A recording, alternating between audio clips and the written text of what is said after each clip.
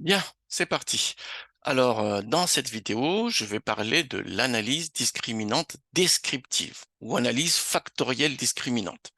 Bon, pour simplifier, on va voir une librairie pour Python qui permet de reproduire les calculs de CANDISC, de SAS, hein, qui fait référence, hein, quoi qu'on en dise, voilà, avec la librairie donc Scientist Tools, que j'ai déjà exploré à plusieurs reprises, hein, voilà. Alors, petit retour en arrière pour bien voir les choses. Tout le monde a bien vu, en ce moment, je suis en train de parler de l'analyse discriminante. Mais jusqu'à présent, j'étais sous l'axe prédictif. On est dans l'angle de la classification supervisée, hein. On parle aussi de data mining prédictif. De mon temps, dans ma jeunesse, hein, on parlait de data mining prédictif. C'était des termes à la mode à l'époque. Bien. Alors, ok, ce type de méthode-là, on l'a sous SAS, effectivement, mais elle est plus dans la proc discrim. Voilà, proc discrim avec l'overview qui est là. Voilà, où on a un ensemble de variables descriptives ou explicatives et on a une variable cible qui est qualitative. Voilà. Et on essaie de prédire les groupes d'appartenance des individus. Alors là, on est bien dans le même type de configuration de données, mais sauf que ce qui nous intéresse, c'est l'explication, c'est la description qui nous intéresse. Donc on n'est pas dans un schéma de prédiction. Voilà. Même si, in fine, en définitive, on peut quand même l'utiliser pour la description. Enfin, pour la prédiction. Alors ça, j'avoue que pendant un moment, ça m'a un peu perdu. J'en parle ici, j'ai fait un livre sur les discriminantes qui est là. Et bien sûr, moi, je suis plus par nature, hein, je suis plus sur la prédiction. C'est ma culture, hein. J'ai fait de l'économétrie, ensuite j'ai fait du machine learning dans l'axe apprentissage supervisé ou classification supervisée, ou bien un classement. On est d'accord là-dessus. Mais il n'en reste pas moins qu'on ne peut pas parler d'analyse discriminante en occultant cette partie descriptive, cette partie factorielle. C'est pour ça que dans le livre qui est là, j'ai fait un chapitre sur le sujet. Voilà. Donc le livre, je l'ai écrit sous l'axe prédictif, mais je ne peux pas parler, on ne peut pas parler d'analyse discriminante sans jeter un œil sur la partie descriptive, sur la partie factorielle, si vous voulez. Et c'est le rôle du chapitre 8 qui est là. Voilà. Alors, pourquoi je fais ce distinguo-là? Parce que en réalité, on n'a pas les mêmes finalités. On a les mêmes types de jeux de données, on a des descriptions avec des variables souvent quantitatives, et on a des groupes d'appartenance, voilà, avec qui est donc matérialisée par une variable qualitative. C'est ça l'idée. Alors, c'est ce qu'on peut voir ici. Le jeu de données qu'on va utiliser, c'est celui-là. Donc là, on a les classes d'appartenance, c'est des huiles d'olive. Voilà, en cherchant un peu olive oil, vous allez tomber sur Kaggle et tout ça, vous tombez sur ce jeu de données-là. Je l'ai un peu modifié pour le simplifier. Et on a donc trois régions de production de l'huile d'olive. Pour caractériser, pour caractériser, on n'est pas sur la prédiction, hein, on est sur la caractérisation. Pour caractériser la région d'origine des huiles d'olive, voilà, on va utiliser donc leurs propriétés. Je sais pas ce que ça veut dire, palmitique, polymère, mais bon, hein, j'imagine que c'est les différentes propriétés de l'huile d'olive, hein, linoléique, teneur en huile, teneur en arachide, ça j'ai l'impression de reconnaître là. Voilà, mais bon, voilà, c'est ça l'idée. Alors pourquoi on fait cette distinction-là? Pendant un moment, ça m'a beaucoup gêné cette distinction-là. C'est ce que j'explique, hein. Dans le livre que j'ai mis en ligne, dans la préface du livre, là, j'expliquais justement que j'avais du mal à voir dans les livres que je lisais au début des années 90, la plupart des livres en français parlaient de l'axe descriptif sous l'angle de l'analyse factorielle. Une analyse factorielle supervisée, si vous voulez. Et moi, ce qui m'intéressait, c'est la partie prédiction qui m'intéressait. Et donc, à chaque fois, dans les livres que je lisais, on me disait, oui, on peut utiliser cette démarche-là pour la prédiction en calculant donc les distances au barycentre. Voilà. J'en étais resté là. Mais moi, si j'ai pas de fonction de classement explicite, de classification function, c'est dit comme ça dans les logiciels, j'avais du mal à rentrer là-dedans. Alors, j'ai eu une bonne visibilité en manipulant les outils et en accédant aux livres en anglais, les livres anglo-saxons. Et parmi les outils, il y avait Statistica, que j'ai beaucoup utilisé, que j'ai vraiment beaucoup étudié, et il y avait aussi SAS. Et dans SAS, justement, on a bien cette distinction-là. Quand on est dans le schéma prédictif, il y a la proc discrim, voilà, et quand on a déjà un schéma factoriel ou descriptif, on a la CANDISC. Voilà.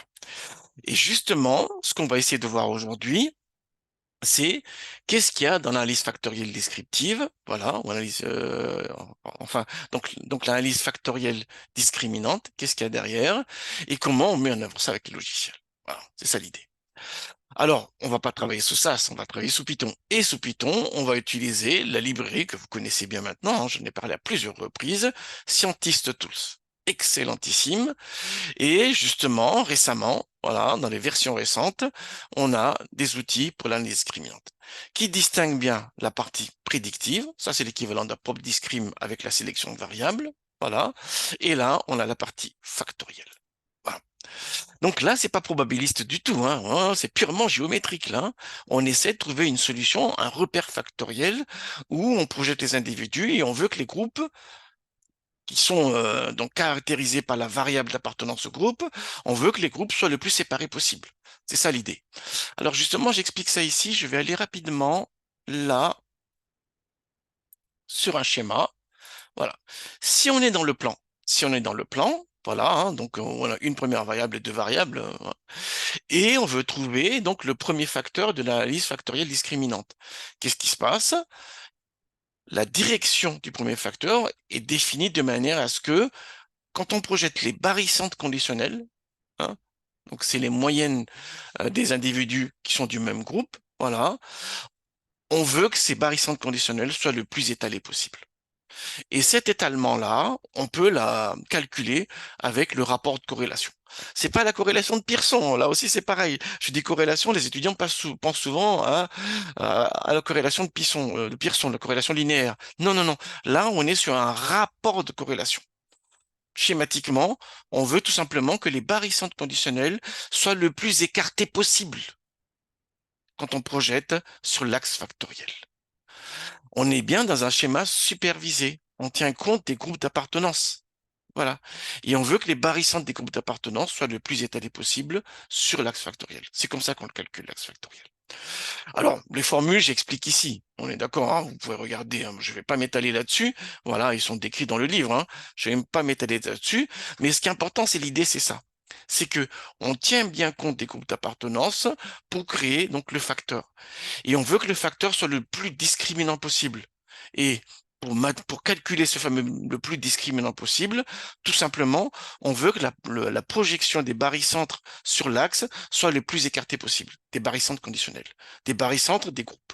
Voilà, c'est ça l'idée. Voilà, c'est ce qu'on fait avec CanDisk. Ensuite, bien sûr, quand on a fini le premier axe, on peut calculer sur la partie résiduelle le deuxième axe, ainsi de suite.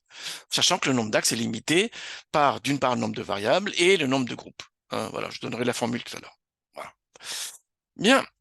Alors, une fois que ça c'est dit, on va pouvoir y aller, comment ça se passe et comment on lit les résultats en utilisant donc la librairie CanDisk, la méthode CanDisk de la librairie Scientist Tools. Alors, bon, moi j'ai beaucoup regardé, hein. Il y a le code source qui est là, voilà, j'ai regardé, et il y a aussi les notebooks qui sont là. Donc moi je fais avec un autre jeu de données, voilà, mais il y en a d'autres jeux de données ici, hein, avec scikit-learn, voilà, il y a aussi d'autres exemples, même sous Iris d'ailleurs, ça vous permettra de voir aussi, hein. Iris est un jeu de données extrêmement connu en machine learning, et vous savez déjà les résultats qu'il faut avoir. Donc voilà, en réalité sur le Iris, le premier facteur suffit amplement pour séparer les groupes. Dans l'exemple qu'on va faire, ça suffira pas. Donc on utilisera deux facteurs. Voilà pourquoi je vais expliquer tout à l'heure. Alors une fois que ça c'est dit, j'ai préparé mon petit notebook là, et comme d'habitude, j'importe les données, je vais itérer les calculs. Allons-y, je vais lancer les calculs. Donc j'importe les données, hein, donc là j'importe les données, voilà. J'affiche les premières lignes tout simplement. Donc ici la première colonne vous donne la classe d'appartenance, voilà, qu'on essaie de décrire, d'expliquer. Et on a ici les variables descriptives, voilà, de palmitique jusqu'à éicocénique. Voilà. Alors, premier réflexe qu'il faut avoir dans ce genre de cas, c'est calculer la fréquence des classes, hein, pour voir s'il n'y a pas des classes rares ou des problèmes ou des choses comme ça. Voilà. Voilà. Donc, on a le nombre d'observations est de 569 et on a la répartition ici des classes. Dans South, j'imagine que c'est dans le sud, hein. Voilà, il y a 322 individus, observations. Centre-Nord, il y a 150 et Sardaigne, j'imagine que c'est Sardaigne là, hein, Sardinia, il y en a 97. Alors, que fait l'analyse discriminante? Donc, il permet de projeter dans un espace où les groupes sont le plus discriminés. C'est ça l'idée, hein? Voilà. Hein. On veut que les nuages de points soient le plus discriminés possible et qu'on puisse les visualiser. Donc, on fait aussi une réduction de dimension. Hein. C'est une projection dans un espace réduit. Or, le nombre de dimensions, le nombre maximum de dimensions, donc est égal au minimum entre le nombre de variables descriptives, il y en a 7 ici, et le nombre de groupes moins 1. Le nombre de groupes, il y en a 3, hein. On avait vu qu'il y en avait 3, moins 1, donc c'est 2 maximum. Voilà. C'est pour ça que, ici, je demande 2 composantes. Ça tombe bien, on a un plan factoriel, c'est tant mieux, hein, c'est nettement mieux. Si on n'a que 2 groupes, voilà, on projette sur une droite. C'est bien aussi, hein, mais bon, la visualisation est moins sympa, on est d'accord là-dessus. Mais bon, on pourrait le faire, la visualisation, en fait. Voilà. Alors, donc, tout le monde a bien vu, hein, j'appelle qu'un disque, voilà, 2 Scientist Tools, et je mets les paramètres ici de classe, voilà, je mets la liste des variables, les index, les noms des individus. Bon, ici ils sont anonymes, mais parfois on peut avoir des noms d'individus qui sont très parlants, hein. Si on a 20 observations, on a des noms d'individus très parlants, et les situer, ça peut être très intéressant. Voilà. Et la variable qui définit les groupes, c'est la variable classe. Et je lance les calculs, fit. Bien. Alors, une fois qu'on a ça, on a un premier résumé des résultats. Là, il faut le lire en même temps que le livre. Là, pour le coup, je vous conseille vraiment, hein, d'aller sur le chapitre 8, là, et d'expliquer, de regarder en détail chacun des résultats que j'affiche dans le notebook et comment sont réalisés les calculs. Voilà. C'est vraiment intéressant. Ça vous permettra de mieux suivre le site. Donc, c'est chapitre 8 du livre sur l'analyse factorielle, sur l'analyse discriminante, qui est en ligne, qui est là. Hein. Voilà. Alors, il y avait un package pour R discriminaire, mais le package pour R, il est uniquement dans l'angle prédictif, hein. C'est POC discrim, hein, qui est émulé ici. Allons-y, alors moi je reviens là, du coup. Alors déjà, on a les résumés. J'affiche les résultats des résumés. Il nous donne un petit aperçu de ce qui est important, le nombre d'observations, le nombre de variables, le nombre de groupes, voilà, les degrés de liberté, voilà. Et ensuite, on a les effectifs par groupe, les proportions. Et on a donc 2 facteurs. Et là, on a le pouvoir discriminant des facteurs. De manière à ce que la somme, donc en pourcentage de variance, hein, de manière à ce que la somme fasse 100%. Oui, le nombre maximum de facteurs était égal à 2. On prend les 2. Donc forcément, on a toute l'information disponible dans le plan. On est d'accord là-dessus. Et là, en réalité, c'est le pouvoir discriminant du facteur qu'il faut le voir. Hein, voilà, partagé entre les 2 axes. Alors, ensuite, bon, on peut aller plus loin, hein. Voilà, on a les moyennes conditionnelles, on a les coefficients qui permettent de projeter les individus dans l'espace factoriel. Voilà, et on a aussi des fonctions score en fait. Mais bon, ça c'est autre chose. C'est plus sous un angle prédictif là. On peut déduire des fonctions de projection, les fonctions score. J'ai expliqué ça dans le livre, hein, en détail ici, hein. Là, à un moment donné, j'ai dit que en réalité, on peut avoir un calcul des coefficients des fonctions discriminantes canoniques. Voilà, et on peut avoir, voilà, déduction des fonctions de classement explicites. Donc, ce que fournit ScientistTools, c'est qu'il fournit ici les fonctions qui permettent de projeter des individus, mais il fournit également les fonctions qui permettent d'attribuer une classe aux individus. Ça, vous le trouverez pas souvent, ça, hein. Vous trouverez vraiment pas souvent dans les librairies.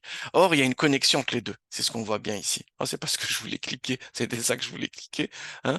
On voit bien qu'il y a une connexion entre les deux, hein. Je montre cette connexion-là ici, hein. Comment on fait justement pour parvenir de l'un vers l'autre et avoir une fonction d'affectation. Alors, ça, je vais fermer, hein, voilà, parce qu'on va détailler les résultats après. Alors déjà, il y a un test statistique. Est-ce que les groupes sont séparables dans l'espace de représentation globale? C'est un test MANOVA. Donc, on a les résultats qui sont les mêmes que ceux de SAS, hein. Prenez SAS, ça c'est un exercice intéressant. Prenez SAS, lancez les calculs. Prenez ScientistTools avec Python, lancez les calculs, hein. On peut avoir accès à une version de SAS pour les étudiants, hein. Il suffit d'avoir un email académique, vous inscrivez et vous avez une version de SAS, hein. Et c'est vraiment un exercice intéressant. En plus, vous apprenez à utiliser SAS.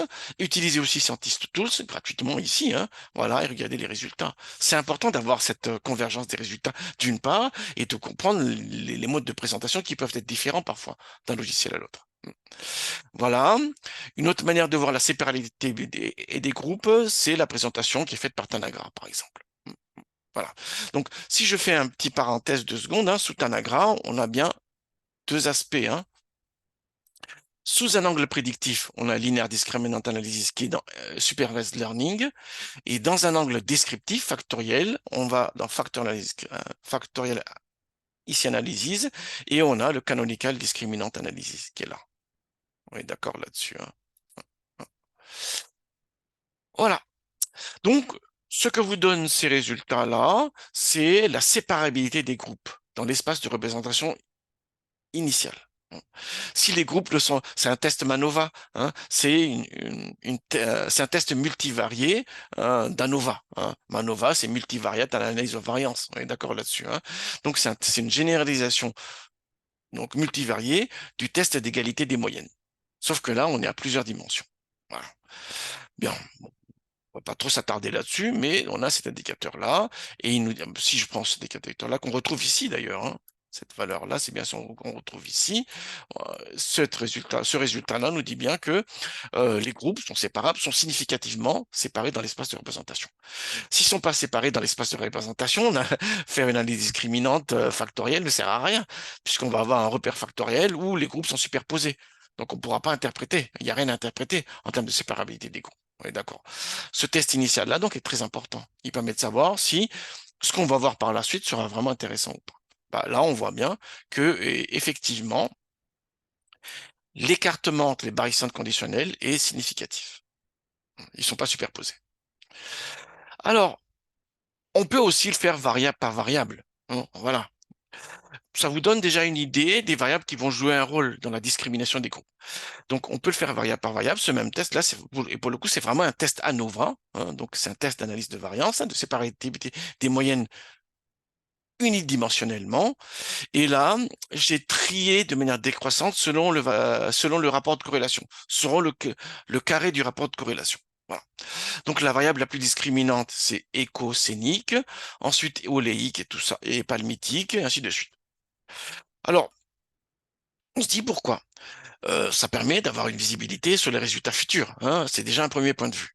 En revanche, ce qu'il faut bien voir, c'est que là, on a fait des tests qui sont univariés. Je prends chaque X de manière individuelle, indépendamment des autres. On est d'accord là-dessus. Donc, on ne tient pas compte du tout des relations, des corrélations qu'il peut y avoir entre les variables. On est d'accord là-dessus. Hein, on est d'accord. Donc, on a une vue parcellaire de ce qu'il y a réellement, mais on a quand même un point de vue. Je dis souvent aux étudiants, rien n'est totalement faux, rien n'est totalement vrai. Ce qui est important, c'est de savoir, quand je fais un calcul statistique, quel type d'information je peux capter et quel type d'information je ne vais pas capter avec cette approche-là. Là, je vois le rôle de chacune des variables de manière individuelle, en les traitant indépendamment des autres. Je ne traite pas du coup euh, de l'interaction qui peut exister entre les variables. Voilà. Mais bon, on voit que les groupes peuvent être séparés, enfin, les variables qui contribuent le plus à la séparabilité des groupes, c'est écocénique, oléique, paramétrique, ainsi de suite. Voilà. Ça donnera une idée après. Alors, comme j'ai fait un calcul factoriel, voilà, on est bien d'accord, hein, on a fait un calcul factoriel, c'est ce que je montre bien ici. Voilà. Il faut que j'arrête de dire voilà, hein, on est d'accord aussi.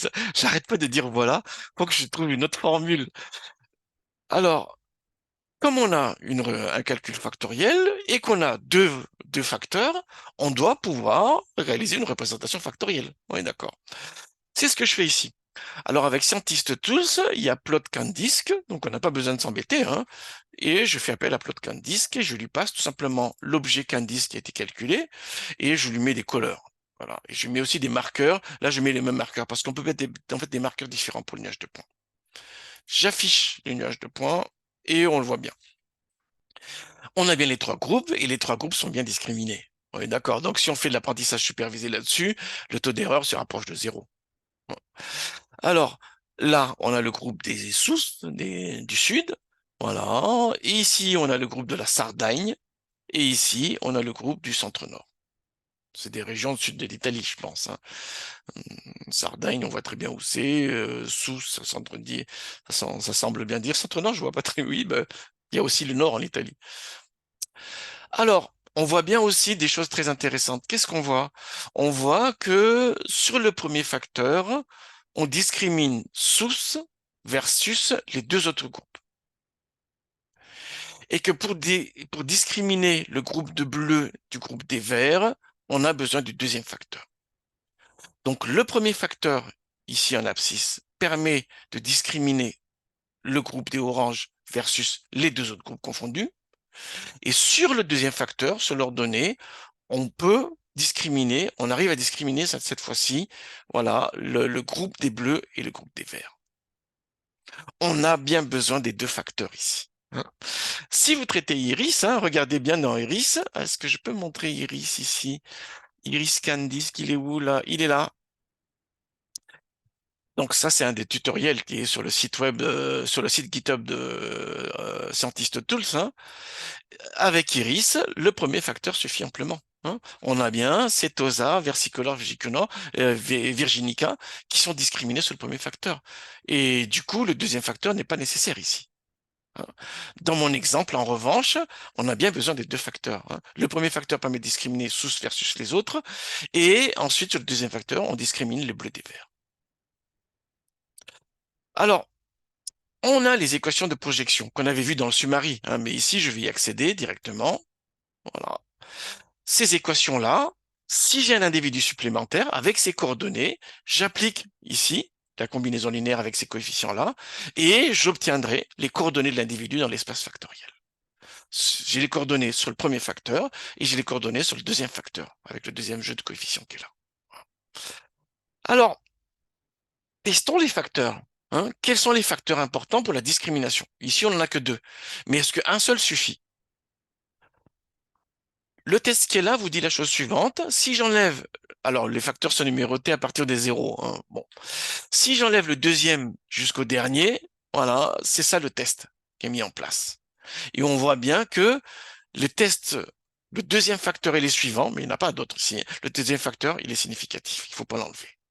Et si on enlève tous les facteurs, voilà, on retrouve bien ici la valeur de la transformation de Raoult du lambda de Wilt. Le premier test qui est en haut, qui est là.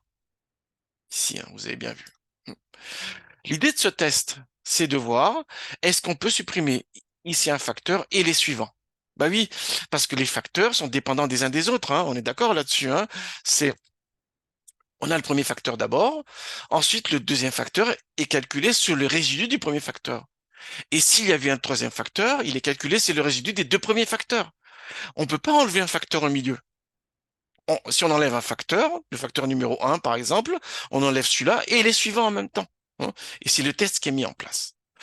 Ici, en l'occurrence, on n'a que deux facteurs. Donc là, c'est tout simplement, est-ce que j'enlève le deuxième facteur? Voilà, mais non, la question et la réponse est non. Est-ce que j'enlève le premier facteur et les suivants?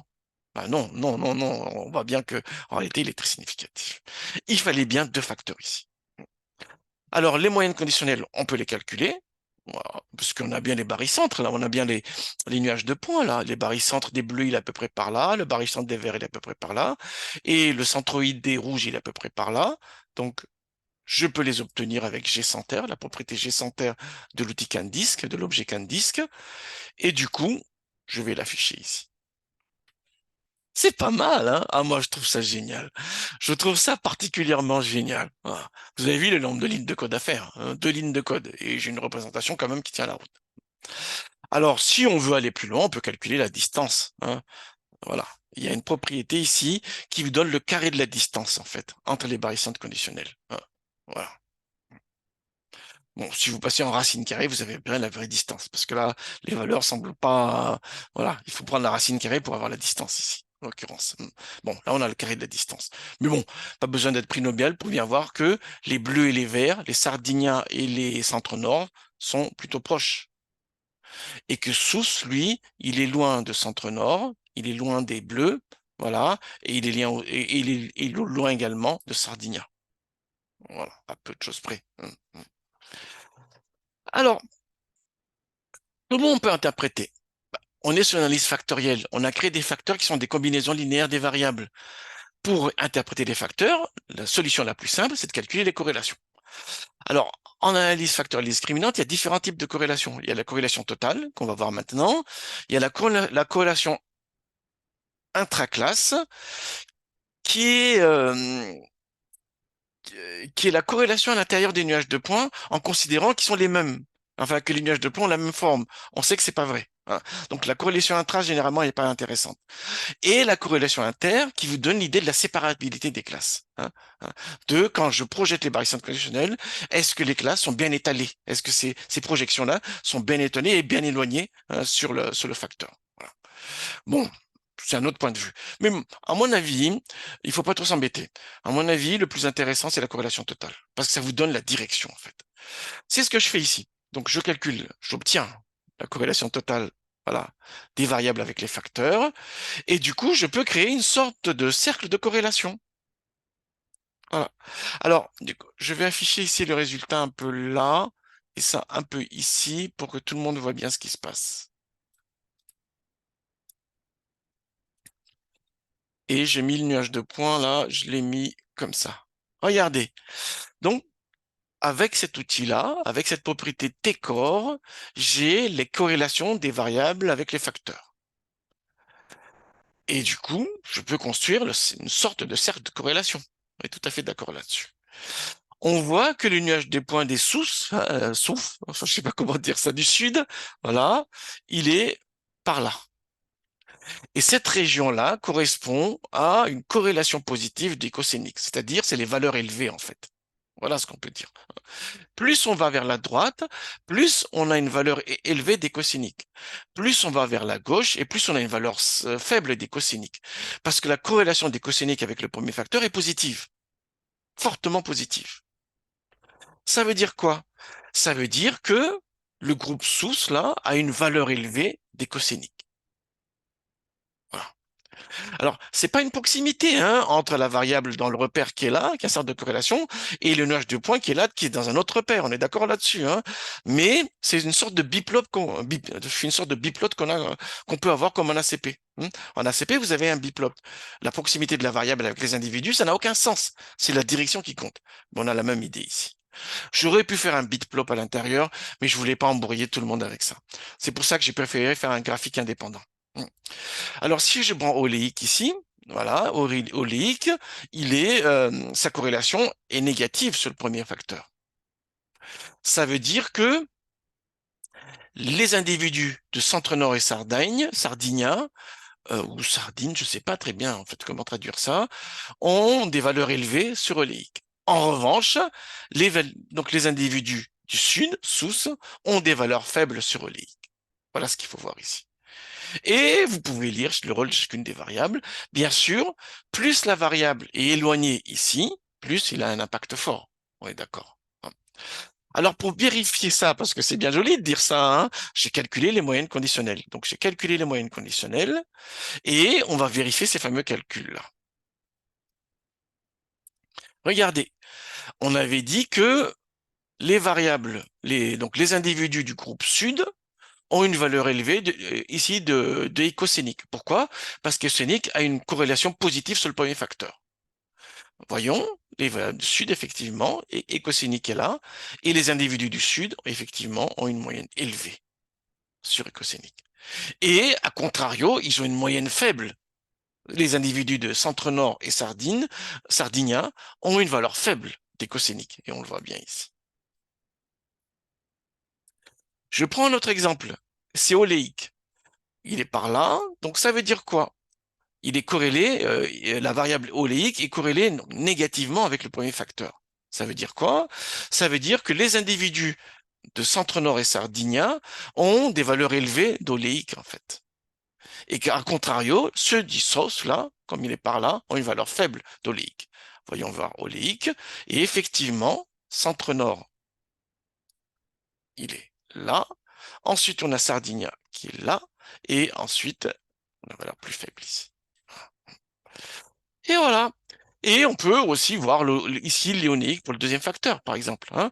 On a le groupe de Sardinia, voilà, c'est des valeurs élevées de linoléique. Ben, voyons voir, linoléique, Sardinia, effectivement, c'est les valeurs élevées qui sont là. Ainsi de suite. Ce cercle de corrélation-là est très important. Il vous permet de comprendre les positions des individus dans l'espace de représentation, comme en ACP, mais comme les individus donc appartiennent à des groupes, ça vous donne également une forme de compréhension sur la nature des groupes, hein, en termes de description de variables. Voilà ce qui est important de voir. Alors, il y a encore une corrélation intra, mais encore une fois, moi, je pense pas que ce soit intéressant parce que de toute manière, il fait l'hypothèse que les nuages ont la même force, ce qui n'est pas le cas ici, hein. Donc, ça n'a aucun intérêt. Alors, il y a une autre corrélation qu'on voit dans les logiciels, c'est la corrélation intergroupe. Alors ici, tout simplement, c'est de voir donc l'étalement des nuages des moyennes conditionnelles sur le facteur. Voilà. Ben là, on le voit bien, hein. On voit bien que ce qui joue le plus, c'est pas le mythique, parce qu'il est fortement corrélé, hein. Si on prend, en fait, s'il n'y en a que 3 points, en fait, hein. Si on n'a que 3 points, voilà, parce que donc on a donc une population qui est réduite aux 3 groupes, et chaque groupe est représenté par son barycentre conditionnel, et on va calculer donc la corrélation entre les coordonnées factorielles de ces groupes-là et les moyennes conditionnelles des variables, donc des variables de chacune des variables. Et on calcule la corrélation. Ça permet de voir l'impact de la variable dans la définition en fait, du facteur, hein, en termes de séparabilité des groupes. C'est ça l'idée. Alors bon, tout ça pour dire qu'en réalité, on retrouve à peu près ce qu'on voit ici. C'est marrant, hein, mais bon, voilà, on trouve à peu près les mêmes idées qu'ici, hein. Voilà. On voit bien que l'étalement se joue surtout sur ce qui joue le plus du coup dans la définition du premier facteur, c'est écocénique, linoléique, palmitique, voilà, et palmitoléique. Voilà, c'est les variables qui jouent le plus pour le facteur. Il n'y a pas Djokovic, hein, Djokovic. Alors, pour le deuxième facteur, ce qui joue le plus, c'est stéarique, voilà, et linoléique et arachidique. Voilà, il n'y a pas Živojinovic, un autre joueur de tennis des années 80. Excellent service. Voilà, donc nous avons tous les éléments de compréhension et d'interprétation des groupes, hein. C'est la partie descriptive. C'est ça qui est intéressant, hein. Donc l'analyse factorielle descriptive permet de projeter les individus dans un espace factoriel. Donc les facteurs sont formés par des combinaisons linéaires des variables, donc c'est bien des variables, des facteurs, des variables latentes, et par le positionnement des groupes dans l'espace factoriel, nous avons la possibilité d'interpréter la nature des groupes en regardant du côté des corrélations des variables avec les facteurs. En résumé, en quelques mots, ce qui se passe. Dans certaines références, hein, on parle de l'analyse factorielle discriminante comme une variante de l'ACP, hein. Technique, créer la tête, tout, principal, voilà, hein. C'est tout à fait vrai. C'est tout à fait vrai. Alors, pour aller plus loin, comment placer un individu supplémentaire? Voilà, dans l'espace factoriel, hein. Comment je vais placer un individu là, et après, par la suite, comme en clustering, mais on n'est pas en clustering, on est bien en supervisé ici, hein. Les groupes d'appartenance, on les connaît déjà à l'avance, hein. Comment on va l'attribuer à l'un des groupes? Alors là, j'ai rajouté un individu supplémentaire avec ses coordonnées, hein. Voilà, il a dans la base, elle est là, cet individu-là, cette observation-là, elle est dans la deuxième feuille qui est là, supplémentaire, elle est là. Voilà ses coordonnées. Alors, j'ai chargé les données et je calcule ses coordonnées. On aurait pu calculer en appliquant donc la combinaison linéaire avec les coefficients de la fonction, hein, qu'on a vu au-dessus. Voilà. Mais bon, Scientist Tools le fait pour nous automatiquement. On va pas s'embrouiller, on va pas s'embêter avec ça, hein. Une fois que c'est ça, je vais placer les individus dans l'espace factoriel. Et je vais tracer un petit trait de l'individu vers les barycentres conditionnels, parce que l'affectation se fait sur la base des barycentres conditionnels. Allons-y. Comme en clustering, quand on affecte un individu supplémentaire dans les camins, on est bien d'accord. Mais encore une fois, hein, on est en supervisé. Les classes d'appartenance sont connues à l'avance ici. Elles ne sont pas construites. Alors, on a l'espace factoriel, on a les individus projetés dans l'espace factoriel, on a les barycentres, hein, donc les barycentres conditionnels, et j'ai l'individu supplémentaire qui est là. À quelle classe je vais le rattacher? Alors, pour bien matérialiser l'idée, j'ai mis des petits pointillés là pour montrer le lien qu'il peut y avoir entre le point et les différents barycentres conditionnels. Et en réalité, pour calculer, pour attribuer donc l'individu supplémentaire à une des classes, il va calculer la distance et il l'affecte à celui qui a la distance la plus proche. Bah, très bien. Qu'est-ce que je fais alors? Bah, je vais calculer. Je rappelle ici les barycentres conditionnels, les coordonnées des barycentres conditionnels, hein, le bleu, le vert et le rouge là. Et ensuite, je vais calculer ici la distance. Et on a les distances au barycentre. Alors du coup, je vais remettre ici le nuage de points et on va voir ici, regardez bien ce qu'il me fait. Voilà, j'agrandis ça un peu. Regardez, donc la distance du point noir avec centre nord, qui est le groupe des bleus, il est égal à 3,9. La distance du point noir avec le groupe des soufs du sud, il est égal à 2,9. Effectivement, il est petit, la distance qui est là est moindre par rapport à cette distance-là. Hein. Et on a bien, si vous regardez ici les carreaux là, on voit bien que c'est 2 et quelques là. Voilà. Et là, hein, c'est un peu moins de 4. C'est un peu moins de 2 carreaux. Oui, d'accord là-dessus. Ensuite, la distance du point avec Sardinia, il est égal à 6,34. Voilà, donc elle est égale à 6,34. Elle est égale là. Là aussi, hein, prenez un petit mètre ruban là, regardez bien dans le repère, c'est bien, voilà, c'est bien cette distance-là. Alors bon, ok. Du coup, le barycentre le plus proche, c'est le rouge. Et du coup, si je veux affecter l'individu à un groupe, je l'affecterai au groupe de rouge, c'est-à-dire au sous. Pas besoin d'être prix Nobel pour bien voir qu'effectivement, le point noir qui est là, il est plutôt dans le groupe des rouges. On est tout à fait d'accord là-dessus. Mais là, on le fait par le calcul. Alors, si on a un individu, on pourrait le faire à la main, mais si on a 10 000 individus à classer, bah, c'est quand même mieux si le logiciel le fait pour nous. Hein. Mais le principe du calcul, c'est ce que je viens de montrer. Alors, on peut traduire euh, cette distance-là en une probabilité d'affectation et revenir sur un schéma proche de PROC-discrim en réalité, d'une analyse discriminante prédictive. Alors, la transition, je la montre ici, dans le livre, là. Quand on affecte un individu supplémentaire, j'explique ce qui se passe. Voilà. Euh, Affectation dans le repère factoriel et je montre la transition et c'est une fonction softmax en fait, hein, qui est là. On va ici corriger la distance donc avec la prévalence, hein, la fréquence des classes a priori. Et une fois qu'on a corrigé cela, on applique une fonction softmax, tout simplement, une variante de transformation softmax. Et on obtient les probas d'appartenance. Alors, bah, c'est ce que je fais ici. Donc, j'ai les probas d'appartenance. Hein, voilà, ils sont bien là. Hein. Ensuite, je vais calculer donc la distance au carré généralisée. J'applique cette formule-là. Hein. C'est cette formule-là que j'applique. C'est cette formule-là. Voilà. Et une fois que j'ai calculé donc la distance au carré généralisée, j'applique la transformation softmax. C'est ce qui est là également. Voilà. Et on a les probas, et il n'y a pas de secret. Hein. Ici, donc, la probabilité pour qu'il appartienne ici à centre nord, c'est 0,015. Bah oui, faible, on est d'accord là-dessus. Ici, pour qu'il appartienne à Sardinia, bah, c'est encore plus faible. Et il a de fortes chances, 0,98, qu'il appartienne au groupe source, en fait. On est d'accord là-dessus. Alors là où c'est très intéressant, c'est qu'en réalité, cette proba-là, Scientist Tools sait nous la fournir. Et il suffit d'appeler predict proba. Donc je me suis embêté pour rien là en vrai. Hein. Mais bon, je pense que c'est mieux de comprendre ce qu'on manipule et c'est pour ça que je me suis évertué à bien détailler les différentes étapes. Tant qu'à faire.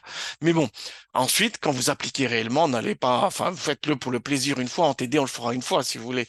Mais par la suite, non, non, hein, vous appliquez directement la fonction. Mais appeler la fonction sans comprendre, j'aime pas trop. C'est pour ça que je me suis bien acharné à expliquer chacune des étapes ici et montrer ce graphique qui est extrêmement parlant, en fait. Hein. Alors, je calcule les probas et on a bien les mêmes valeurs. On a bien exactement les mêmes valeurs. Hein. Si on n'a pas les mêmes valeurs, il y a un problème. Il faut s'arrêter tout de suite.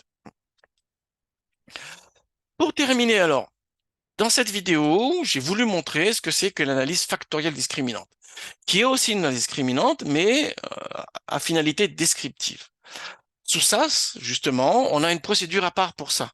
La PROC discrim, c'est pour la prédictive, et la PROC disc, c'est pour la descriptive, ou l'analyse factorielle. J'ai bien fait ce distinguo-là et j'ai montré que, en fait, dans Scientist Tools, on a ces différentes procédures-là. On a déjà une analyse discriminante. Très bien. Donc, ça, c'est pas mal, ça. Et on a bien cette distinction entre la méthode prédictive qui est là et la méthode descriptive qui est là. Ces deux méthodes se rejoignent. Mais, à la base, au départ, on n'a pas la même démarche. L'une est purement géométrique, alors que l'autre, elle est probabiliste. On va bien, hein, mais à la fin, elles se rejoignent. Et c'est tout l'intérêt du machine learning. On a des méthodes qui semblent différentes, mais quand on regarde bien, en réalité, les proximités souvent elles sont extrêmement parlantes et ils nous aident à mieux comprendre ce qu'il y a derrière les méthodes de machine learning. Voilà. Excellent travail à tous.